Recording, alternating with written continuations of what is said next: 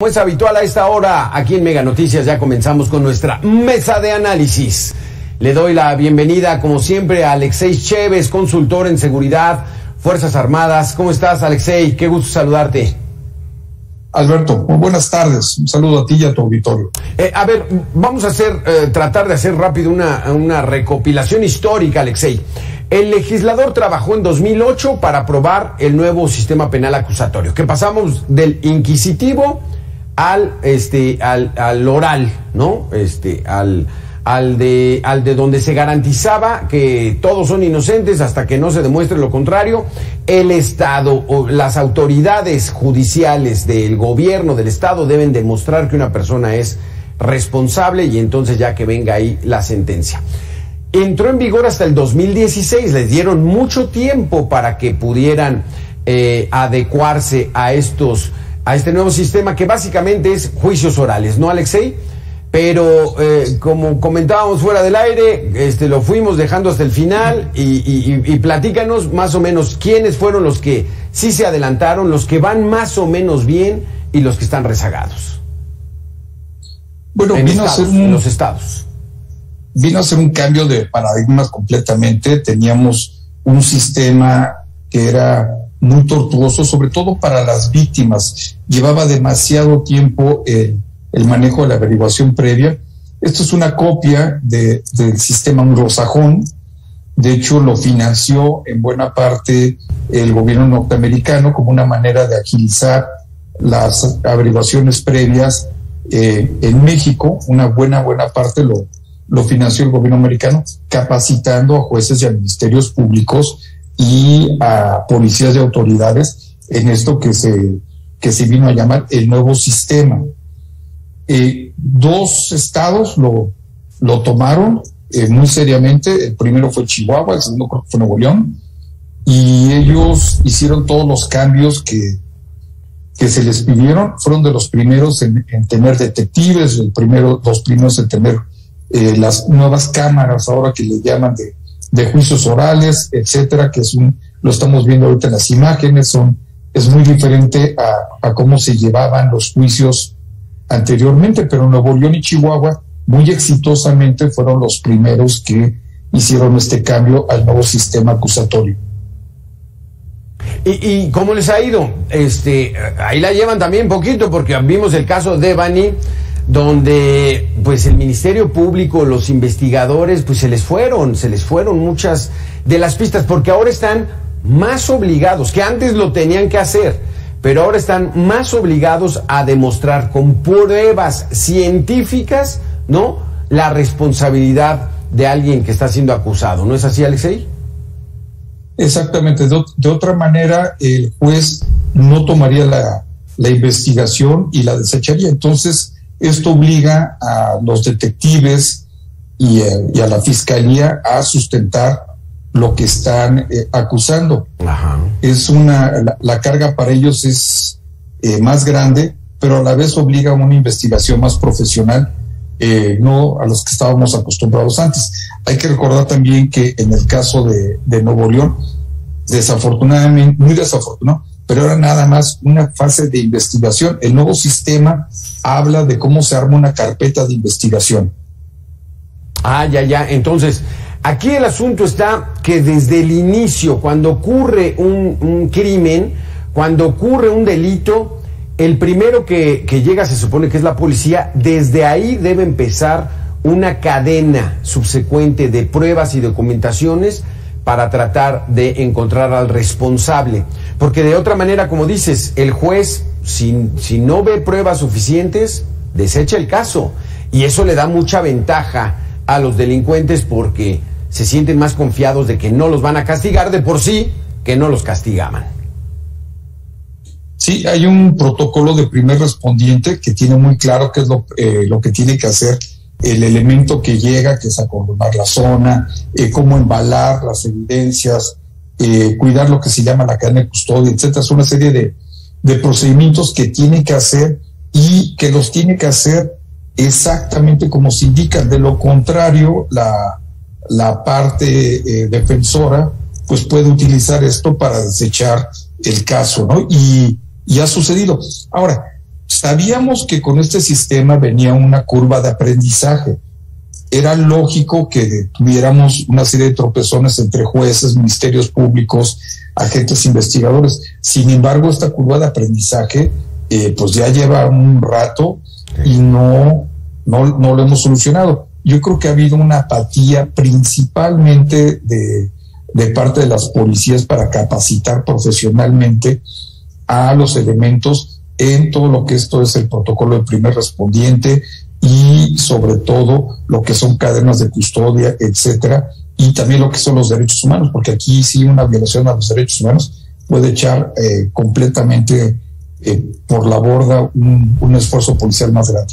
Alexei, si me permites, amigos también que nos están viendo, vamos a darle la bienvenida al doctor Julio Jiménez, vicepresidente del Colegio Nacional de Abogados. Doctor, ¿qué tal? ¿Cómo estás? Muy buena tarde. ¿Qué tal, Alberto? Muy buenas tardes, un placer saludar a tu importante auditorio y saludar al experto que estamos escuchándolo con mucha atención, siempre muy puntual, Alexei Chévez, con gran capacidad y profesionalismo. Un placer saludarte, Alberto. Buenas tardes. Doctor, ya llevamos el próximo junio, ya a la vuelta de la esquina, próximo mes, cumplimos ya 6 años de que entró en vigor el nuevo sistema penal acusatorio, el que basa prácticamente los juicios en juicios orales, o sea, la determinación de la responsabilidad o no en juicios orales. Vamos muy lentos. ¿Qué tenemos que hacer para que realmente esto funcione? Ya no digamos al 100%, pero que funcione más de lo que lo ha hecho hasta ahora, doctor. Lamentablemente, Alberto, amable auditorio, el problema de esta implementación pues ha venido a redundar en un tema de carácter político, en donde desafortunadamente los intereses de este gobierno de la Cuarta Transformación no ha entendido, no ha querido, o su plan estratégico es vulnerar la autonomía y la independencia del Poder Judicial. Hay que reconocer que este modelo de sistema penal en nuestro país obedece a una necesidad de carácter internacional, obedece precisamente a un importante modelo que venía a transformar, y digo, venía a transformar, porque era indispensable una modernización en el modelo de justicia penal. Lamentablemente, los intereses políticos, los de este gobierno al menos, la austeridad republicana, la falta de visión, la falta de presupuesto, la falta de recursos, la nula, o yo diría mínima capacitación, y además estos 8 años para su implementación en 2016, pues redundaron precisamente en un escenario de incertidumbre, porque desafortunadamente a la percepción frente a la opinión pública tal parece que este modelo de justicia penal se ha traducido en una puerta giratoria para la delincuencia organizada, ha garantizado tal parece la protección más de los derechos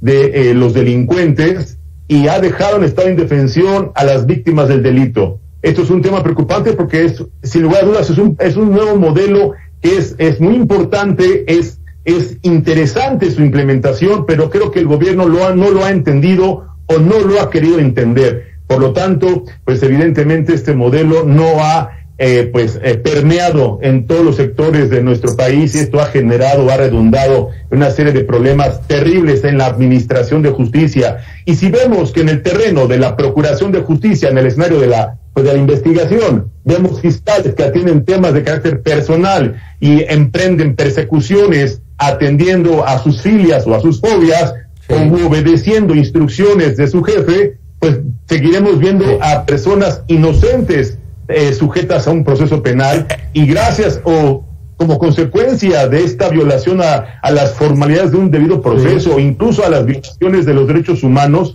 vemos que hoy la Suprema Corte de Justicia ha tenido que tomar cartas en el asunto y tener que resolver, porque evidentemente, reitero, los intereses de carácter personal, las persecuciones de carácter institucional o los compromisos de carácter, pues yo diría a veces gubernamental o político, han venido a vulnerar la autonomía y la independencia de este modelo de justicia penal en nuestro país, conocido como los juicios orales o no sistema penal acusatorio. Exactamente. Aquí es un punto nodal, Alexei, donde uno de los principios fundamentales de este nuevo sistema es la autonomía del Poder Judicial.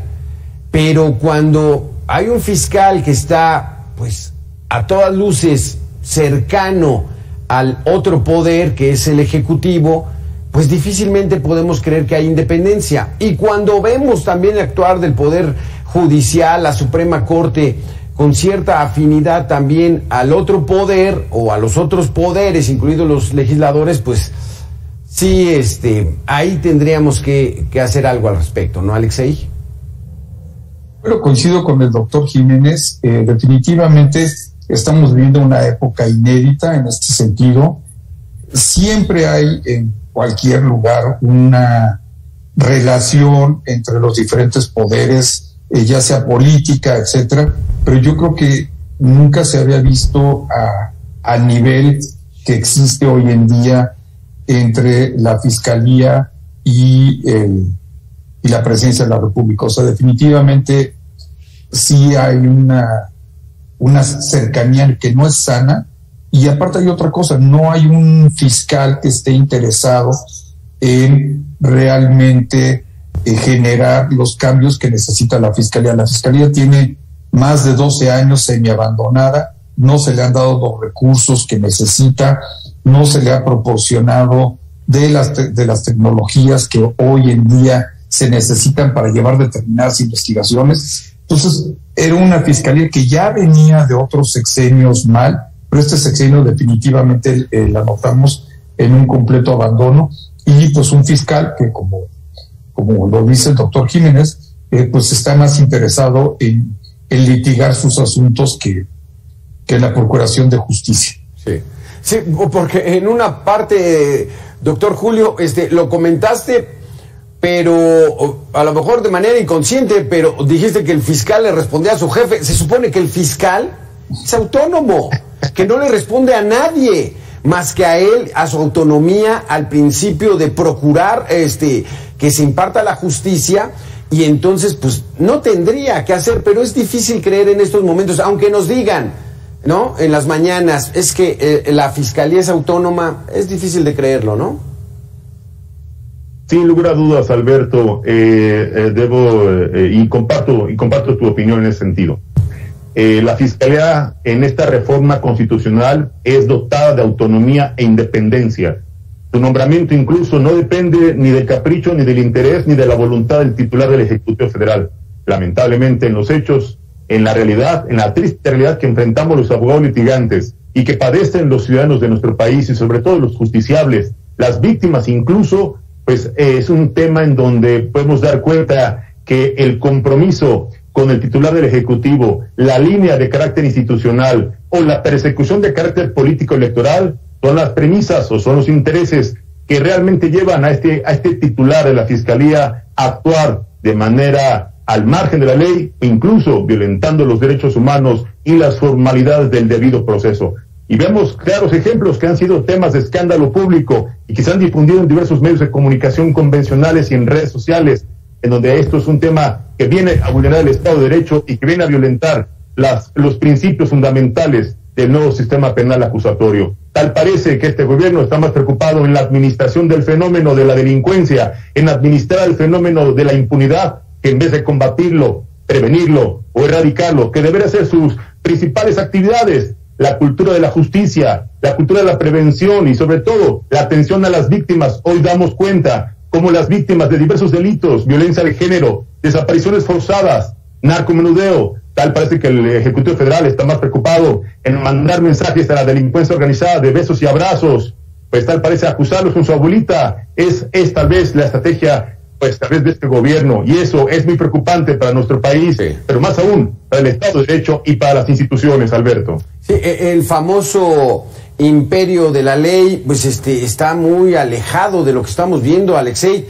Al contrario, todos estos elementos que nos dice el doctor Julio Jiménez, pues han abonado a que se vea tanta delincuencia, tanto crimen, a plena luz del día, y pues no haya justicia.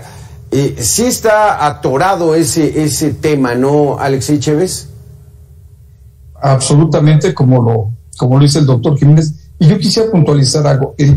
El problema de inseguridad que tenemos, que padecemos ahorita los mexicanos, tiene que ver, en opinión de muchos expertos, con la impunidad. La impunidad es la base de todos estos delitos, lo hemos comentado varias ocasiones en tu programa. Si yo cometo un delito y nadie me castiga, si yo no tengo un castigo por este delito, pues lo voy a volver a cometer, o sea, voy a volver a regresar a hacer exactamente lo mismo y lo mismo hasta que alguien me meta a la cárcel. Y como aquí los índices de impunidad de México rondan en el 95%, pues definitivamente yo creo que estamos no haciendo algo bien. Y desafortunadamente la persona que debería, al menos en el foro federal, checar este tipo de delitos, pues es el fiscal. Sí. El fiscal de la República es la persona que tiene que desatorar esta fase de la impunidad, tiene que impulsar las investigaciones, tiene que dar con los delincuentes, etcétera, y tiene que someter esta investigación con o sin detenido al Poder Judicial, que ya se encargarán ellos de ver qué hacen con eso. Pero definitivamente, si tenemos una fiscalía que no está poniendo atención como debiera en esto, que no tiene tampoco los recursos, sí. Es serio, no hay recursos ahorita para la fiscalía, no es defender al fiscal, pero también hay que entender que no está en el abandono. Ay, no, pues sí está complicado. Doctor, presentamos un caso, una mujer acusada de secuestro, está en un penal de máxima seguridad, lleva 24 años sin sentencia. No existen los mecanismos para que de plano esa mujer, sea culpable o inocente, no lo sabemos, demande al Estado porque no se imparta la justicia, al menos pues ya que le digan que está acusada, que es responsable y que ella se pueda ir hacia otros recursos para tratar de lograr la liberación. 24 años sin sentencia. Es correcto, Alberto. Fíjate que para los litigantes es preocupante ver cómo el rezago, la falta de personal, la indiferencia institucional, la falta de recursos, la falta de capacitación, la falta de certificación, pero sobre todo la falta de seriedad con la que atienden a todos aquellos imputados, procesados, aquellos que están sujetos a un proceso y que están privados de su libertad y que hoy están esperando una resolución, una sentencia, pues siguen esperando pues este tema, porque el rezago es abrumador. Y como bien refería Alexei, y estoy totalmente de acuerdo con él, sin lugar a dudas, no hay recursos económicos, no hay infraestructura, no hay personal. La austeridad republicana ha impactado en todos los sectores y en algo que es fundamental y sensible para este país, que es la procuración y la administración de justicia. Lamentablemente este modelo, este sistema penal, pues es un modelo que requiere precisamente de la voluntad política, pero también de la convicción institucional y presupuestal para que se cuente con los recursos, con la infraestructura, con el personal capacitado para que atiendan el rezago y combatan la impunidad, combatan la injusticia y sobre todo se atienda a las víctimas del delito. Hoy podemos dar cuenta que lamentablemente las cifras son cada día más alarmantes y preocupantes en este contexto. Y esto, la Comisión Nacional de los Derechos Humanos, pues sigue obedeciendo otro organismo, irónicamente, otro organismo constitucional autónomo, sigue callado y sigue obedeciendo la línea que sale del Palacio Nacional. Tal parece que, como lo dije hace unos minutos, la línea por parte de su jefe, violentando precisamente la gran reforma de nuestra Constitución, ya que en ambos casos se trata de organismos constitucionales autónomos, la Fiscalía General y la Comisión Nacional, sí, que atiende solo cuando hay un escándalo a través de los medios de comunicación. Entonces sí, la Fiscalía se mueve y encuentra a los secuestradores, localiza a los homicidas o a los magnicidas o a aquellos violadores. De no ser así, pues no hay seguimiento, ni atención, ni interés en atender a las víctimas y mucho menos a los familiares. Recientemente hemos visto cómo en Quintana Roo ha habido balaceras, secuestros, pues obviamente ejecuciones, y el fiscal de Quintana Roo pues sigue callado, igual que en Morelos, igual que en Michoacán, igual que en muchos estados de la República Mexicana, que la ciudadanía, los empresarios están siendo víctimas de la delincuencia, de una delincuencia que crece y que tal parece no hay quien los pueda enfrentar y mucho menos detener, Alberto. Sí, es verdaderamente lamentable, doloroso y triste en la situación en la que nos encontramos. Alexei Chévez, porque ese es un punto muy importante y lo iba yo a sacar, pero ya lo sacó el doctor Julio Jiménez, la Comisión Nacional de Derechos Humanos. O sea, que nos digan, es autónoma, es independiente, difícil de creer. Con la comisión es algo muy triste. Yo estaba recordando, ahorita que Julio la mencionaba, estaba yo recordando al doctor Luis de la Barrera, al doctor Carpizo, gentes ilustres, brillantes, que realmente pelearon por los derechos humanos, y pues en esta ocasión la Comisión de Derechos Humanos pues está a la altura, a la par de otras instituciones aquí en México, y pues no está dando todo lo que debería de dar, y pues ha brillado por su ausencia en la mayoría de los casos. Exactamente. Pues vamos a seguir aquí en Mega Noticias teniendo el tema, si ustedes nos permiten, Alexei Chévez, doctor Julio Jiménez, más adelante seguir hablando, porque no podemos dejar ese cabo suelto, que la gente sepa que la Procuración de Justicia, que la propia impartición de la justicia no se ha logrado, y que este nuevo sistema penal acusatorio hay que irlo perfeccionando, y hasta entonces vamos a insistir en este tema. Muchísimas gracias por haber estado con nosotros a los dos. Alberto, muchas gracias por la invitación. Gracias, muy amable. Un fuerte abrazo a todos. A tu importante auditorio, un fuerte abrazo. Gracias.